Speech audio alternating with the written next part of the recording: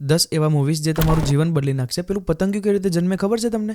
એક કીડો હોય જે ઉડી પણ ના શકતો હોય, એ પોતાને પૂરી લે, આજુબાજુ પોતાની કવર ચડાવી લે અને થોડા ટાઈમમાં એમાંથી પતંગિયું બનીને બહાર નીકળે. આ પિક્ચરો જોયા પછી પણ તમને એવું જ ફીલ થશે. તમારું જીવન એક સામાન્ય કીડામાંથી પતંગિયું બનાવીને બહાર નીકળશો. છેલ્લે સુધી જોજો અને છેલ્લું મૂવી તો બહુ જ ઇમ્પોર્ટન્ટ છે. તો ચાલુ કરીએ. આ લિસ્ટમાં 10મા નંબરે છે તમાશા. દરેકના જીવનમાં એવી ઘણી બધી ક્ષણ આવતી હોય છે જ્યારે આપણું મગજ કંઈક અલગ કહે છે અને આપણું હૃદય કંઈક અલગ કહે છે અને આપણને ખબર નથી પડતી કે બેમાંથી કોનું સાંભળવું. આ પિક્ચર એના જ વિશે છે. આના જે એના પપ્પા છે એના પર બહુ જ પ્રેશર આપતા હોય છે કે ભાઈ એન્જિનિયર બની જા, આ કર, તે કર, આવું નહીં કર તો જિંદગીમાં પાછો રહી જઈશ. અને છોકરાનું હૃદય એ કંઈક અલગ જ કહે છે અને વાર્તાઓમાં રસ છે, પણ એ પપ્પાને કહી નથી શકતો. તો થાય છે શું કે એના પપ્પાના જેવી જિંદગી જીવવામાં એ પીસાએ રાખે છે અને એક દિવસે હેરાન થઈ જાય છે બહુ, અને એક દિવસે કંટાળીને નક્કી કરે છે કે મારા દિલ જે હૃદય જે કહે છે ને એ જ ફોલો કરવું છે. હું નાનો હતો ત્યારે થિયેટરમાં પિક્ચર જોવા ગયા હતા અને મારા જે મિત્રો હતા એમાંથી કોઈને પણ સમજમાં નથી આવી કે આ પિક્ચર કહેવા શું માંગે છે, અને મને બહુ જ ઊંડાણથી ખબર પડી હતી કે બહુ જબરજસ્ત માસ્ટરપીસ ફિલ્મ છે. હવે 9મા નંબરે સાઉથ ઇન્ડિયન એક ફિલ્મ છે ટ્રેન્સ. તમે ખ્રિસ્તી ધર્મમાં જોયું હશે. પંજાબમાં એક ભાઈ છે જે ખ્રિસ્તી ધર્મમાં લોકોને અંધશ્રદ્ધા ફેલાવે છે.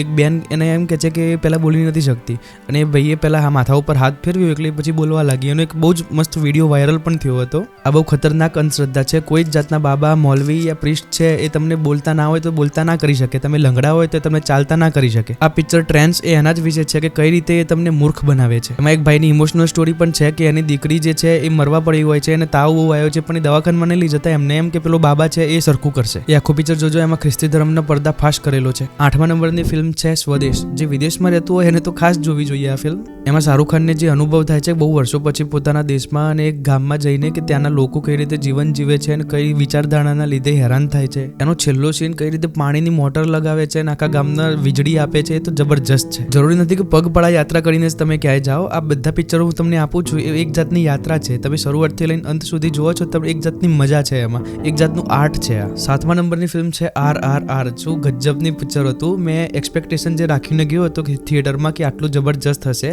એ એક્સપેક્ટેશનને તોડી નાખ્યું હતું આ ફિલ્મે. આ ફિલ્મ એટલા માટે હું કહું છું કેમ કે થિયેટરમાં જે વસ્તુ મેં નોટિસ ના કરી એ મેં 1-2 વર્ષ પછી જ્યારે લાઈવ જોયું મારી સામે ધ્યાનથી, ત્યારે મેં નોટિસ કર્યું હતું. એમાં જે જુનિયર NTR હીરો છે એને કહે છે કે ઘૂંટના જે તારા છે એ અડાડી દે નીચે અને હાર માની લે, પણ એ એને એટલું ટોર્ચર કરે છે તો પણ એ હાર માનવા તૈયાર નથી થતો. એમાં જે રામચરણ હીરો છે એ એને જોઈ રહ્યો છે કે આ તો મારા જેવો એક ક્રાંતિકારી છે. એ માણસ કે જેને હું ટોર્ચર આપી રહ્યો છું એ મારા જેવો જ અહીંયા યુદ્ધ લડવા માટે આવ્યો છે. ધીરે ધીરે આખા ગીતમાં જેવું રિયલાઇઝ કરે છે.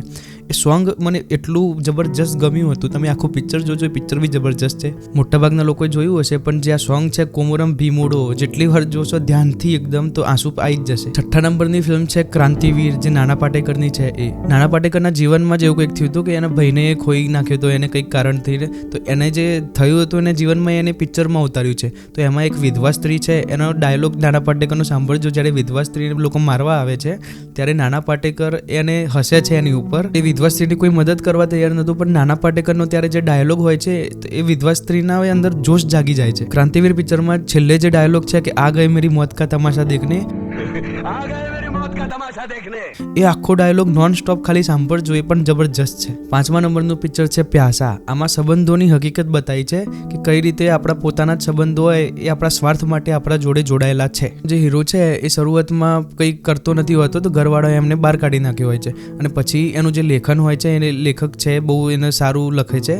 તો એ જ્યારે ફેમસ થાય છે ત્યારે ઘરવાળાઓ આવી જાય છે કે મારા ભાઈએ લખ્યું. આખું પિક્ચર પતે છે અને છેલ્લે હીરોને જે અનુભવ થાય છે એના ઉપરથી એક મસ્ત સોંગ એના હૃદયમાંથી નીકળેલું હોય છે કે ये दुनिया मिल भी जाए तो क्या है, ये दुनिया अगर मिल भी जाए तो क्या है. 4થા નંબરે પિક્ચર છે મધર ઇન્ડિયા. મને ખબર છે જૂનું પિક્ચર છે, પણ અમુક પિક્ચર આ જે જૂના છે એ નવા પિક્ચરો તમે એવા નહીં જોયા હોય જેટલા જબરજસ્ત ત્યારે બન્યા હતા. મધર ઇન્ડિયામાં જે સ્ત્રી લગ્ન કરીને આવી છે એ કઈ રીતે કેટલી તકલીફોમાં જીવન વિતાવે છે, જીવન કાઢે છે. એનું એક સોંગ પણ છે, દુનિયા મેં જો આયે હૈ જીના પડેગા, જીવન અગર જહર હૈ તો પીના ही पड़ेगा.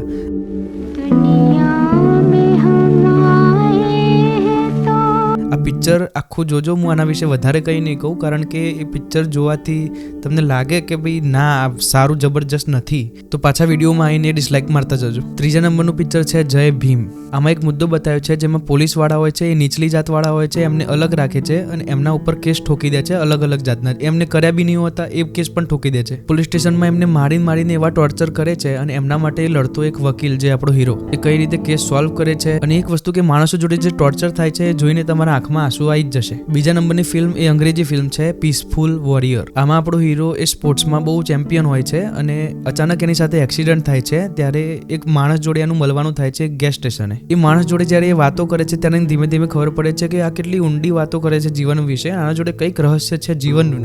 ધીરે ધીરે જ્યારે ફિલ્મ આગળ વધે છે ત્યારે એને ખબર પડે છે કે આ જે માણસ છે એ સામાન્ય માણસ નહીં, એવી જીવનની શિક્ષા આપી જાય છે કે પેલાનું જીવન એ સમજી લો કે કીડામાંથી પતંગિયું બની જાય છે. પહેલા નંબરની પિક્ચર છે ધ ગાઈડ. જેને જીવનની શોધ કરવી છે, ભગવાન યા સ્પિરિચ્યુઅલ જે જર્ની કહેવાય છે કે આ બધું છે શું અને આ રસ્તા ઉપર પાખંડ કરતા જે બધા છે એના વિશે પણ જ્ઞાન એમાં આપ્યું છે. આ પિક્ચર વિશે વધારે કંઈ નહીં કહું, પણ એક સીન કહીશ કે જેમાં એક હીરો છે આપણો, એને બધા બાબા સમજીને ગામમાં લાવે છે કંઈક સારા કારણે. તો એમાં બે પંડિતો આવી જાય છે કે ભાઈ આ સંસ્કૃતનો શ્લોક અમે બોલો લ્યો, આનો મતલબ કે તમે હાચુકલીમ જ્ઞાની હોય તો. ત્યારે આપણો હીરો સંત કબીરનો શું એવો ડાયલોગ ફેંકીને મારે છે, જાત ન પૂછીએ સાધુ કી પૂછ લીજીએ જ્ઞાન, મોલ કરો તલવાર કા પડી રહેને દો म्यान.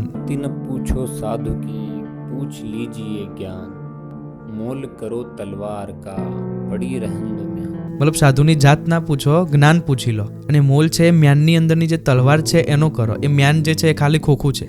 ખરેખર કહું છું, આમાંથી જે પિક્ચર તમે ના જોયા હોય જોઈ નાખજો. પાછા આવીને થેન્ક યુ નહીં કહો તો ચાલશે, પણ તમે અંદરથી ફીલ કરશો કે બહુ જ મસ્ત પિક્ચરો આ ભાઈએ બતાવ્યા છે. આમાં હોય કે ના હોય, પણ તમારું ફેવરેટ પિક્ચર કયું છે એ નીચે કોમેન્ટમાં જણાવો.